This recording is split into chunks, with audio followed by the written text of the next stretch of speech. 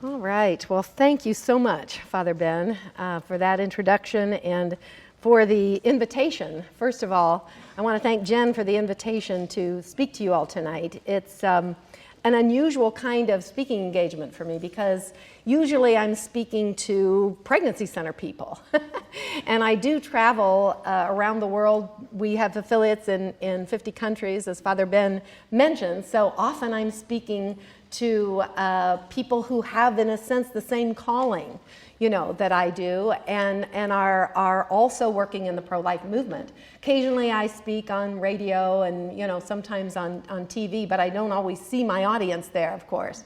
But I've never spoken to a group of young Catholic professionals. And I think it's a marvelous group that you've got. I think it's a wonderful idea, a wonderful vision that Jen is helping to bring to fruition. I'm sure the vision came from the Lord.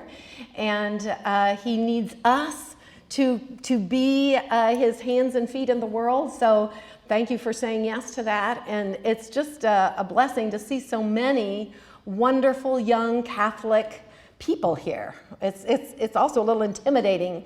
And usually when I speak, I'm not exactly sure how the Holy Spirit will lead me. I have an outline here, and I will be speaking from the outline. But it always amazes me when I look back and say, well, I thought I was going to say that, but I didn't. And, so I hope the Holy Spirit is with me tonight. Say a prayer that He is, and that what I will say is what you need to hear.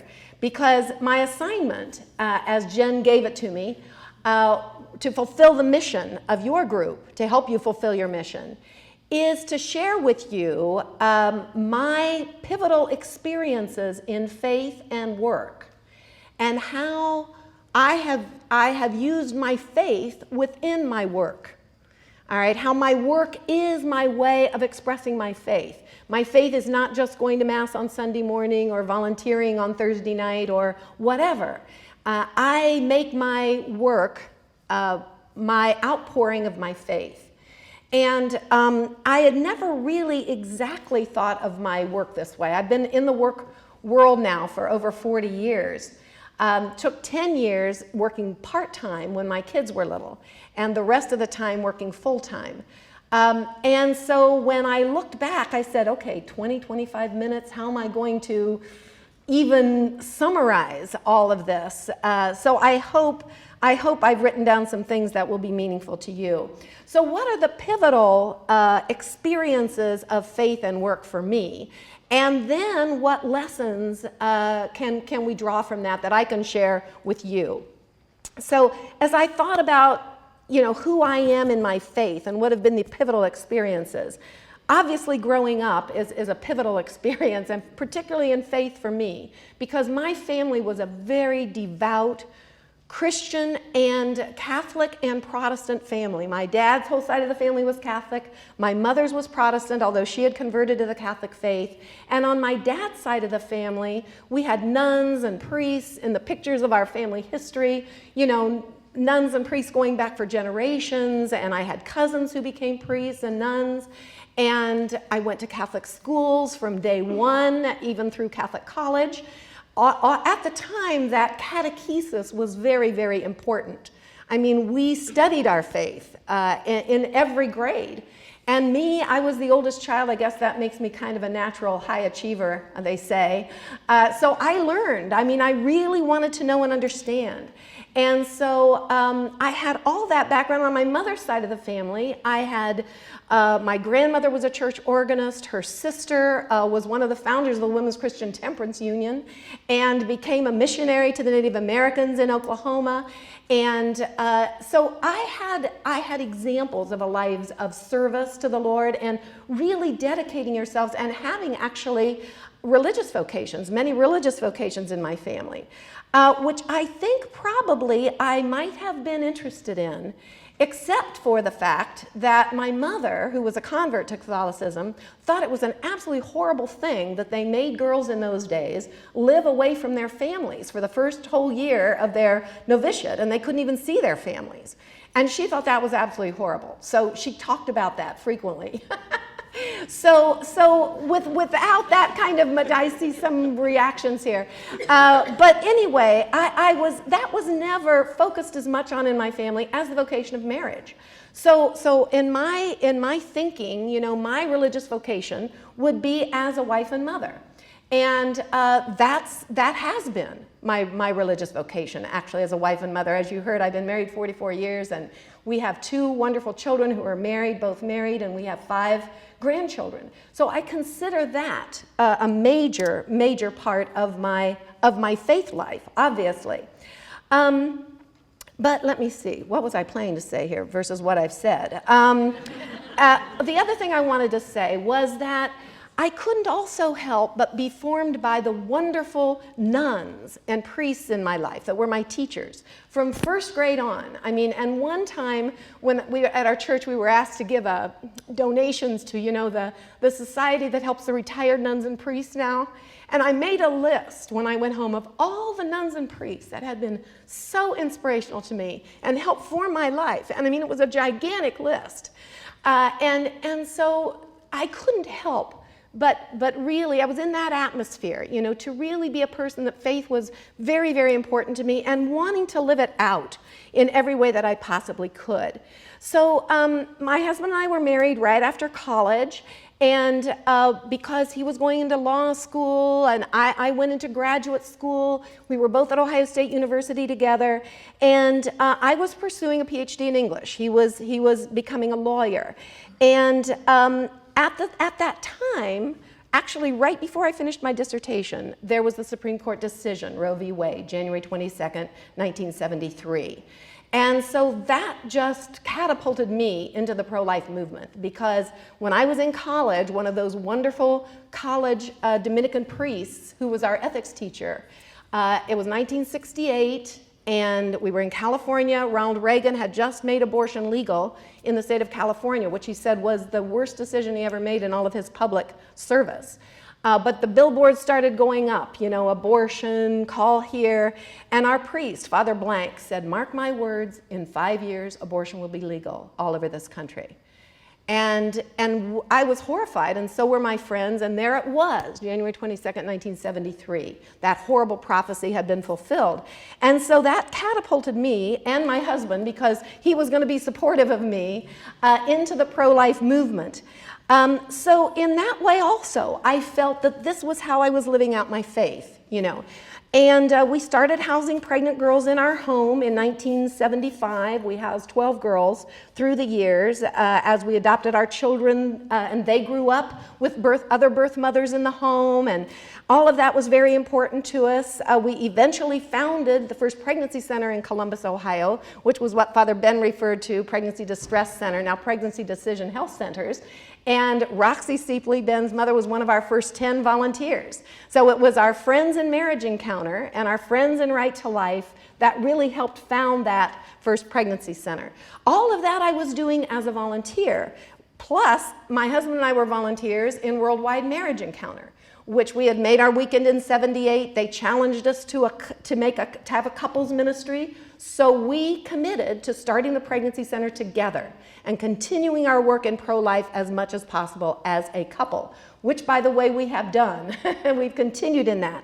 But that was all our personal and volunteer work, if that makes sense, although it was pretty consuming. Meanwhile, I had a full-time job as a professor of English and Humanities at Franlin University. So I didn't think of my actual job at Franklin as necessarily being the way I was living out my faith. But I actually was, because you can imagine, for someone growing up like me where that was just permeated who I was, I realized that I actually was living my faith also in the workplace. And the first thing that made me realize that was one of my young students, almost 40 years ago. She came into my office one day and she said to me, I can't figure it out. I just keep wondering, what makes you so happy? And I thought, how am I going to answer that question? And what does make me happy? Mike, believe me, Joe and Roxy can relate to this. Mike and I and all of us were going through all kinds of couple struggles in those days. That's normal when you're married. And my life was not necessarily perfectly happy, but she saw something there.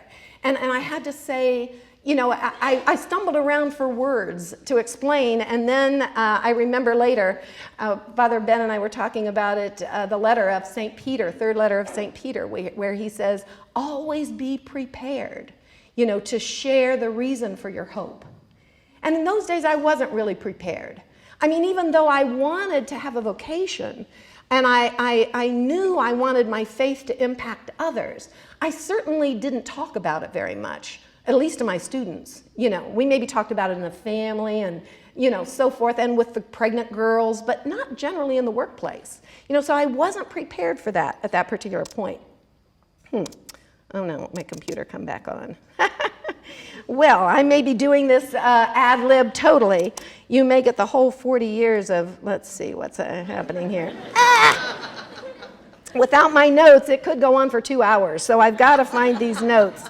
I've got to find my outline. I usually don't do this from a computer, but I had made so many notes scribbled on a pad, it was so confusing, I decided this afternoon to type it out. I thought it looked very modern, you know? But here we go. Hold on, I'm going to go Control-Alt-Delete and start again. I probably won't be able to get my, what could be wrong here? Do we have any techies? I bet we have got a million of them here. Oh my goodness, don't tell me this is not going to go on and I have to do all this without any notes. Oh no. Plugged in? No. And battery probably died. Well, no, it says I had like 90%. And I use it on the plane for hours. It's a good one. I mean, not today, not today. I had it plugged in all afternoon. Yeah, can I get my, thank you, see what you can do. All right, while he's working at that, let's see if I can remember the rest of my history here, of the experiences. And at Franklin also, I remember, as I taught literature, I always tried to get the students involved in what they were reading. In my choice of what they read, I could choose not only good literature, but literature that had a positive theme, that I knew was a positive theme. So I had that choice with academic freedom. I could bring in the kinds of things that I wanted them thinking about, poetry and stories and literature, and topics to write about and so forth. And every week, each student had to submit a journal. And they had to reflect personally on the theme of what they were reading. All right, so it was in that personal reflection that a lot of times they would reveal some very personal things about themselves. You know, and whenever they would say anything about, you know, I had to pray about this, or, you know, I wonder why God allowed this to happen, or they would often make comments like that, and I'd always write a little comment there that would say just an encouragement, you know, I know that prayer is important, or I would say, I'm sure God, you know, understood your suffering, or, you know, I try to write something there. And, you know, again, students didn't talk to me a lot personally about those things, but when I was out speaking for pro-life, which often I was in a church on Sunday speaking for pro-life, occasionally I'd have someone from the congregation come up and say, I was your student 5 years ago, and when you wrote that in my journal, I knew you were a believer. As an English teacher, I worked in subtle ways to try to allow my students to express their faith and give them the encouragement that they could express that. Because in secular universities, and you know it's even worse today than it was 25 or 30 years ago, students who express religious views are often very ostracized.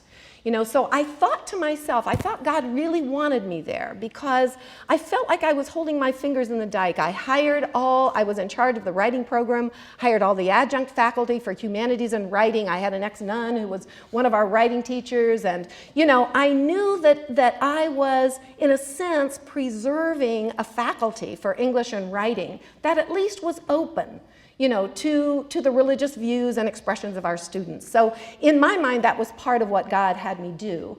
And then I really felt that one of the seminal experiences of my work life was when I really felt that I loved teaching, but that I needed to resign or at least go on part-time to spend more time with my husband. We had gone through marriage encounter. You know, I knew that I could juggle. I was juggling the pregnancy center and you know, and the papers at home, and even our young son Tim, who was born in '76, he was a baby. I felt like I could juggle all that. But you know who was suffering, and that was my husband. He didn't tell me he was suffering, of course. He went into his cave, which men do. I knew that I had to pay attention to him, and that our relationship and my calling, you know, that was important, that was essential.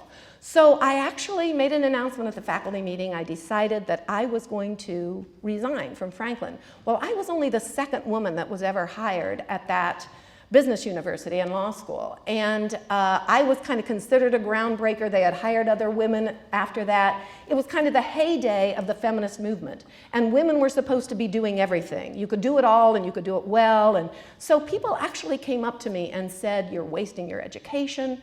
You know, why are you doing this? This is a stupid move. You'll ruin your career," and blah, blah, blah, blah, blah. And there was one evangelical staff member. And by the way, one of the very formational things for me in my life has been evangelical Christians. Because 40 years ago and 30 years ago, they spoke much, much more about their faith publicly than Catholics did. And it was very challenging to me. And this evangelical Christian, Don Collins in the accounting department, said to me, "My wife and I have been praying about what you announced. And we believe that this is what God wants you to do, and that he's going to send you another baby." You see, we had adopted Tim in '76. So that was probably '78. Within a few months, we heard about our daughter Katie, and that she might be available for adoption. And so that prediction, that prophecy of Don and his wife actually did come true, and we were able to adopt Katie. So for 5 years, I taught part-time. And then I felt again that God was calling me, actually 10 years, I should say. I taught part-time. And then I felt God wanted more from me. And I wasn't sure what it was. And another position opened up at Franklin, and I applied for it, and I was rehired onto the faculty. And so in that part of my career, one of the things that we had, which was very formational for me, was a faculty discussion group.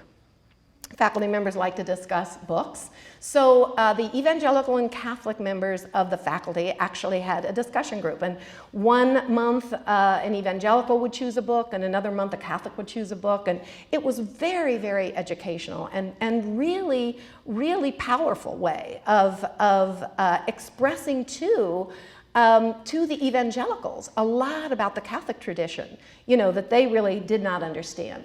That was very formational. And it turned out to be that those people surrounding me were godly advisors, because pretty soon I realized, this was my last 5 years at Franklin, that God was calling me, I thought, to devote myself full-time to pro-life. You know, I was still doing all the volunteer work, the pregnancy center. I'd been chairman of the board for 23 years. But I really felt like God was saying, you know, you need to do this full time now. And I didn't want to do it. I didn't want to give up my life. It was kind of cushy. I could go into my classes, and I didn't have to prepare very much for those classes. I loved the teaching. I had the home thing figured out. When was I going to be with the kids? When was I going to be with Mike? You know, everything seemed to be working well. And so I did not want to do it. And in fact, it was the biggest struggle that I've ever had in my entire life. And I thought at the time, and I said at the time, every time I thought there was an important moment in my life, I was sure God was telling me or giving me all of the people around me, everything I needed to know what the right decision was. And this time it wasn't that way at all. I was totally confused. So the people in that group were very, very supportive, tried in every way to help me work it out. And one of them, this man was Tom Voigt. He was from the marketing department, an evangelical Christian. And he said to me, I think you need to take a year's leave of absence and just start the job. Start doing the pro-life work full time and see what God tells you. That was good advice, and I did it. I became president of Heartbeat International, which is what I do now. I've done that for 20 years. And when I took over the leadership of Heartbeat, it was a small, struggling, almost all volunteer organization. We only had about 125 affiliates. pregnancy centers that were part of our network. But it was 1992, Bill Clinton had just been elected, and believe it or not, we thought at the time that we would never again have a pro-life president like Ronald Reagan, and that it would be all downhill after Bill Clinton. Now, of course, if you know a little bit about the history, we did have a pro-life president in George Bush. You may think it could never get any worse than Obama. I'm sorry to express my philosophy here, my political philosophy, but as far as pro-life goes, we're under tremendous attack, by this administration. But we thought it's only in the pregnancy help part of the movement that we're really going to make headway. So I felt God was saying, get our act together. Get your act together in the pregnancy help movement. So I took leadership of Heartbeat. We now, as you heard, have 1,800 affiliates in 50 countries. We have 41 staff members. We have a 24/7 call center called Option Line that handles 500 to 600 calls every day from people who have crisis pregnancies, are considering abortion. We advertise on the internet and in all other kinds of ways to get those women into Option Line and then into our pregnancy centers. So God really blessed that. But I had to take that first step. That was such a faith-forming experience because I had been a college teacher. What did I know about leading a nonprofit group or an international organization? I mean, I felt totally unqualified. But, I think back, you remember John Paul was always saying, step out into the deep. It's when you step out of the boat, that God is going to lift you up. And I look back and I see that now, but it was such a struggle for me. After I took, as my friend said, take the job for a year, see what you think, I still had no peace until I took my letter of resignation into the dean at Franklin University, handed him the letter, and I felt this gigantic burden being lifted off my shoulders, and I knew that I was doing what God wanted me to do. So you might think, well, it's easy to live your faith when you now are working for a Christian nonprofit organization, because everything we do is about our faith. It's about pro-life, it's about saving babies and helping moms, so of course you're living out your faith. But remember, it's also a nonprofit organization, and I'm the CEO. All right, we have to operate in a business-like way. And so do the people who have the pregnancy centers all over the world that are part of our network. And we have to teach them to do that. Because Heartbeat is a teaching, training organization. So how do I model leading an organization, leading a nonprofit, being a CEO to not only my own staff, but what about all the other pregnancy centers out there that are part of us that are looking to us for leadership? How do you do that? And so, of course, in the beginning, people gave me books like Jesus CEO, and there is such a book, But you have to figure it out on your own, I think, sometimes. How do you live your faith in a business-like setting? And some of the things I really wish I could get my password in here because I had some good summary here. I'm going to try it one more time so I can, that should be, okay, WHOLO. I'm getting more letters this time. So maybe it's going to come. I think maybe I got it this time. I want to summarize for you some of what I've learned. Oh, shoot, it's still not coming. One more time.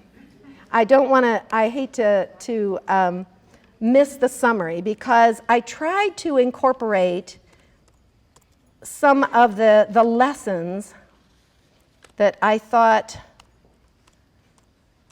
I'll have to, there we go. Nope. All right, I give up. It's not coming up. In doing this kind of work as a Christian, in being in a business-like environment, here are some of the challenges. You have to, what we teach and what I've learned, this is how I like to express it, you've got to sift.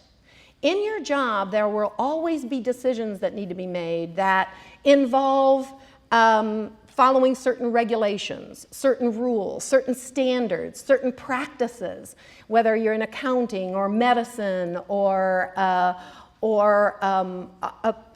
human resources, let's say. There are always ways that your profession has set forth that you should act, all right? We face that in all kinds of areas in our pregnancy centers and at Heartbeat. Generally speaking, most of those ethical standards and ways of practice have been formed really and truly. If you look back at it, you could boil a lot of them down to the 10 Commandments. In fact, I was sitting with the early faculty at Franklin University the first time they decided to develop a business ethics course. And I thought to myself, a business ethics course? What would be different in business ethics than plain old ethics? You know, I mean, you don't lie, cheat, or steal. Let's go back to the 10 Commandments. What's so complicated about a business ethics course? And in reality, that's the truth of it. A lot of these standards in the past were developed in accordance with the 10 Commandments. Now, that's not always the case today. And what we teach at Franklin and at Heartbeat, and what I try to do is what I call sift. You know, what is really what you put everything into the sifter, you know, all the standards, all the practices, all the situation that you've got, and you sift it, and what stays in the sifter and doesn't come out, you know, is what you don't want to follow. It has to be sifted properly, you know, with the standard of ethics that you know are right. I'll give you one example of in hiring and firing. You know, if you're, who's here in personnel and human resources? What are you supposed to do when you know that a person has to be let go, has to be fired? What are you supposed to do? Normally, what are the standards? The best practices? Pardon? Walking on eggshells? Well, what would be the best practices? Let's say someone tells you you need to terminate somebody. Hopefully you've written up certain things, and we try to do that. We do that at Heartbeat. You know, if we have trouble with employees, we give them that kind of feedback, we write it down for them. And explain the reasons for termination as briefly, right, as concisely as possible, not allowing an opportunity for this to become like negotiation or counter. Yeah, and then it's not a discussion, right, procedure, right. have 15 minutes, get your stuff. You have a few minutes, get your stuff, turn in your keys, bye-bye. Okay, now, what happens, you know, if you are a Christian ministry, you know, and you need to let someone go? Is this the way you do it, do you think? That's the best practices of human resources. What if you're a Christian business person? You know, what if you own the company? What if you have to work in that kind of an environment? What do you do? I mean, at Heartbeat, that's not the way we fire someone. All right, and I've seen pregnancy centers, part of our network, that have actually had a human resources person on their board, and that person says, okay, we realize we need a different executive director. We come in to the board meeting, we tell them, we walk them over to the office, we pack up, she packs up all of her stuff, turns in her keys, and that's it. Now, I don't think that that is a proper Christian way, you know, of actually terminating an individual. What about that name, terminating the person, you know? So when we teach our pregnancy centers how to follow good business practices, yes, you do need to look at those business practices, and there might be an occasion of perhaps some malfeasance or dishonesty or, you know, some other reason that you would need to do it that abruptly. But is there another way to do it? My husband in his business, he was an executive, he's retired now. He said whenever I had to fire someone, they would almost always come back to me later and say, and thank you, because you helped me realize I wasn't right for this job and my talents needed to be placed someplace else. You know, so that would be the very best possible thing. So you've got to sift, all right? So as a person in a Christian ministry, working in business-like environment, it's not all about sharing your faith just in the ministry itself. It's about how does your faith impact the day-to-day operations. The other thing that I wanted to share was that with the, one of the things that Heartbeat's developed through the years is what we call the love approach. I'm going to be talking about the love approach to Father's School on Thursday, and also a little bit to the Legatus group on Thursday. The love approach is something that I developed to teach volunteers at the pregnancy center. Roxy, you've been through the Love Approach class, although we didn't call it the Love Approach then.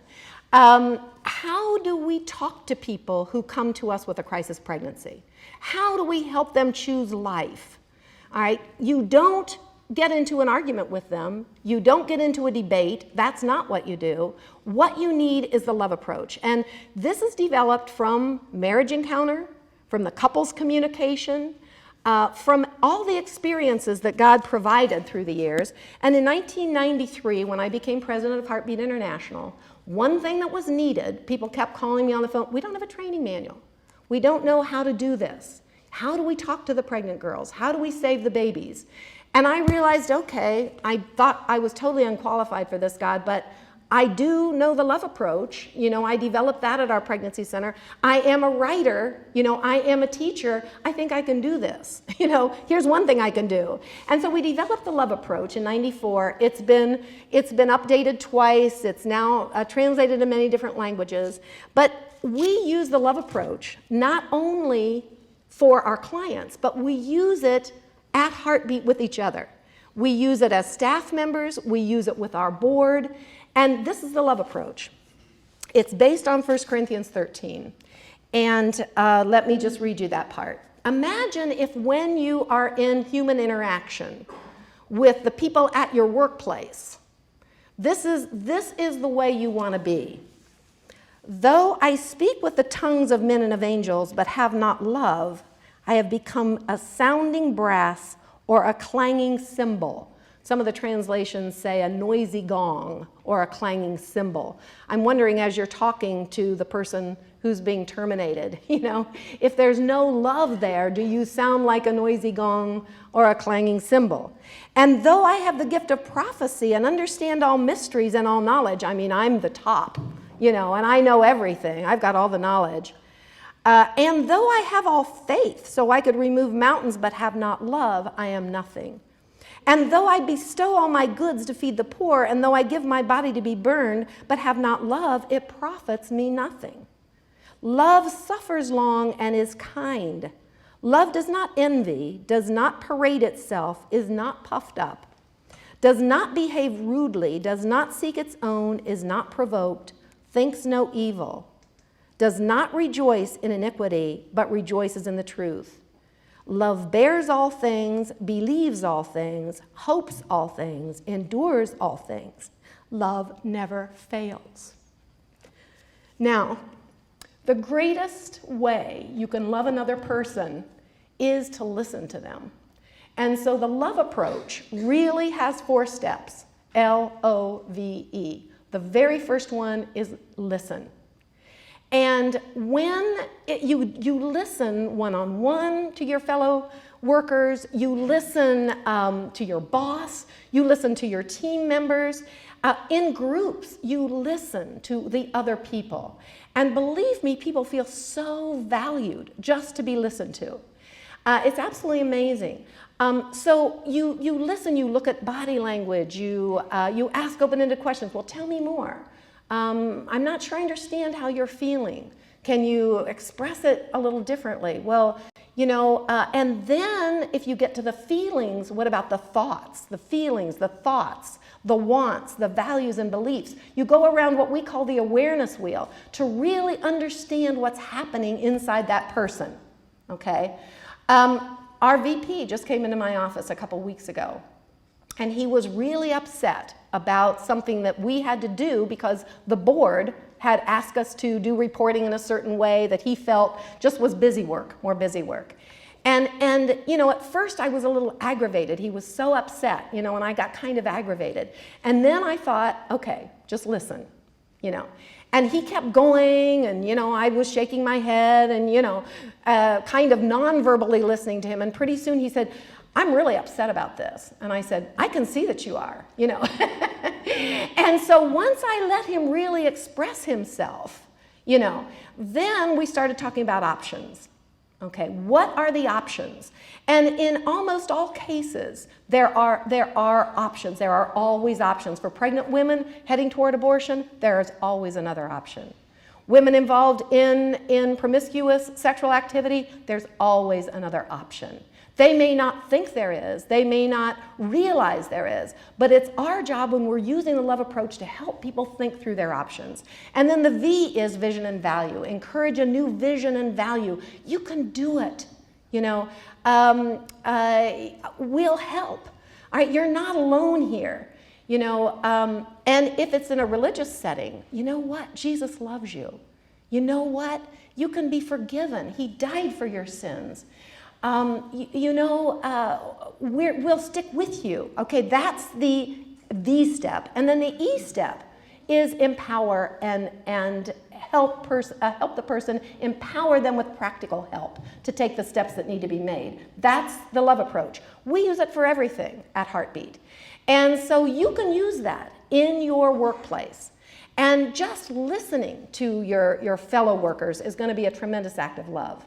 All right, to summarize all those things that I wanted to tell you that were the lessons learned. First of all, and this one I didn't bring in very much, but if I don't go to Mass daily, I notice a gigantic difference if I can't go. I'm very anxious, you know, when I get to work. I'm too revved up, you know. I'm not thinking clearly. I'm feeling pressured. When I go to Mass in the morning, that changes my entire day. You know, and I know I can be a much better listener. I know I can use the love approach. You know, so the sacraments are so important. I love the fact that you've got a Magnificat there. I get the Magnificat. I try to read it, the morning prayers, the daily readings at Mass, and then the evening prayers. You know, in my family, my mother would always say, shoot up a prayer. So whenever I'm under stress, I'll shoot up a prayer. Usually it's the Hail Mary, you know. And we did this at our house. You know, we lived on Main Street, and the emergency squads and the fire departments were always headed down and Mother would say, we'd hear the squad, shoot up a prayer, you know. So any time, you know, and I'll say at a meeting, if I think we are not in unity, and if I think in a business meeting or at a board meeting that there's a lot of conflict, I'll say, let's stop and pray about it. Now, I know you can't do that generally in the workplace, but you may be able to slow some things down. Say, let's think about it, you know, and come back at another time. All right, so prayer, your prayer life is absolutely essential, because if you don't have God's love in you, you can't pour it out to other people. So that's very important. Another important point is surround yourself with other godly people, because those people around me at Franklin helped me so much. They challenged me in my faith, and they really helped me grow. And believe me, at Heartbeat, I'm surrounded by godly people all the time, the wonderful people that work with us. So surround yourself with godly people. I'm trying to think, there were a couple of others to summarize, but I think we're about out of time. But I want to encourage you that living a Christian life within your workplace is doable. It's doable, and it's what we're called to do. You know, we can't compartmentalize our faith. We have to radiate it out into the world, you know. We are the light of the world, not because of any light within us, except God's light within us. We live in a world that is wounded, it's dark, it's hurting. You know, if you try to do the love approach with someone, let's say you've got a fellow worker that really seems stressed, invite them for coffee, sit down for lunch, and just use the love approach. Just listen.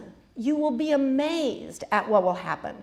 One of the things that Jen asked me was, what happens, how do you handle things that are kind of routine or burdensome at your job? And I'll conclude with that. That's part of the lesson, is that everything is an opportunity, you know, to grow in faith. The one most burdensome thing in my job is travel. And I won't say I hate traveling, because I don't hate it. I love it when I get there, and I love being with people. But being on a plane, particularly in those narrow seats, can be very stressful. But you know what? You know, God even uses that. If I open up myself and allow Him, He will even use that.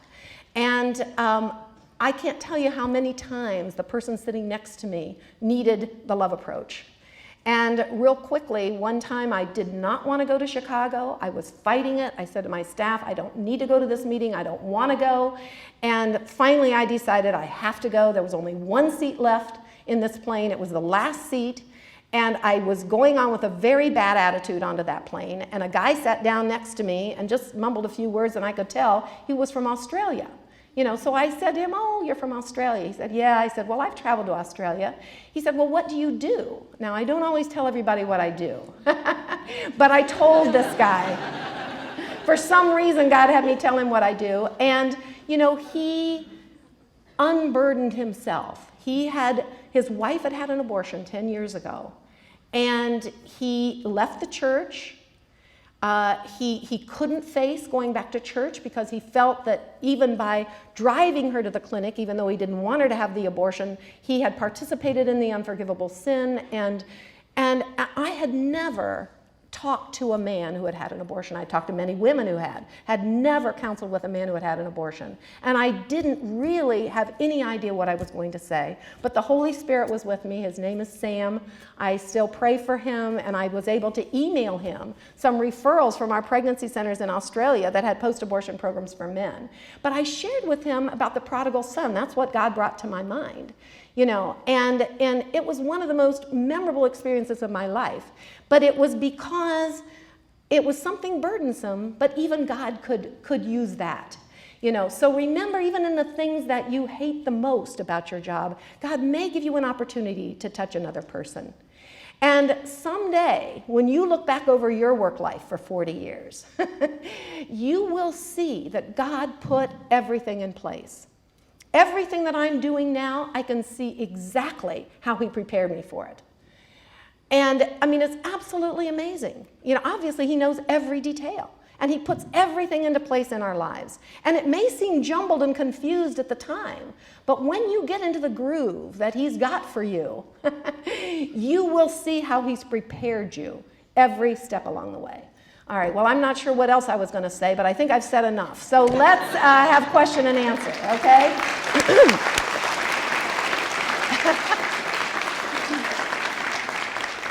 Yes. In your experience with Heartbeat International, what do you find resources that are lacking that are needed for men or women facing unplanned pregnancy? What resources are lacking? I think the thing that is most lacking is someone in their lives to say, "I will be with you. I'll stick with you. I will help you." I've had case after case after case where it could be the father, it could be the mother, it could be the boyfriend, it could be the husband.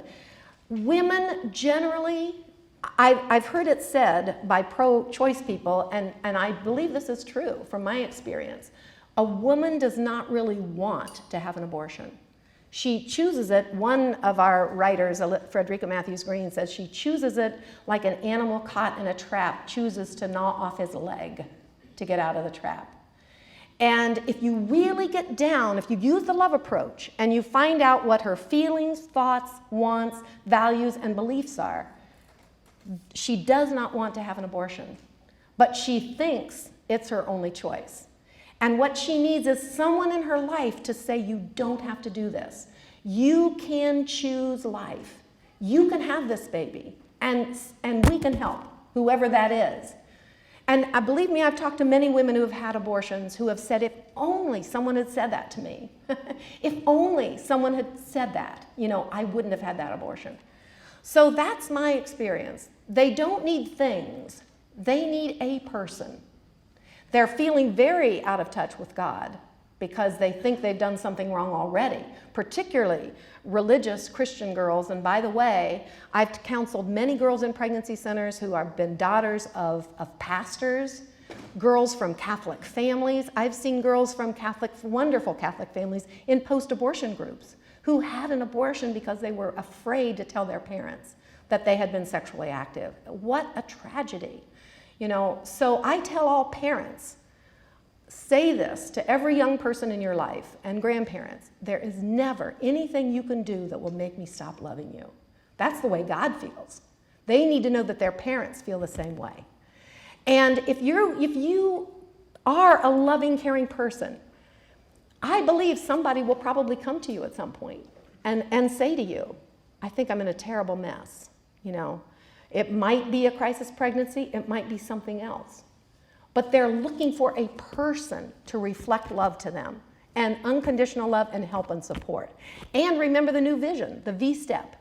You are a child of God, created in his image and likeness. He loves you. He redeemed you. You can be forgiven, you know. So we've all got that challenge. Okay.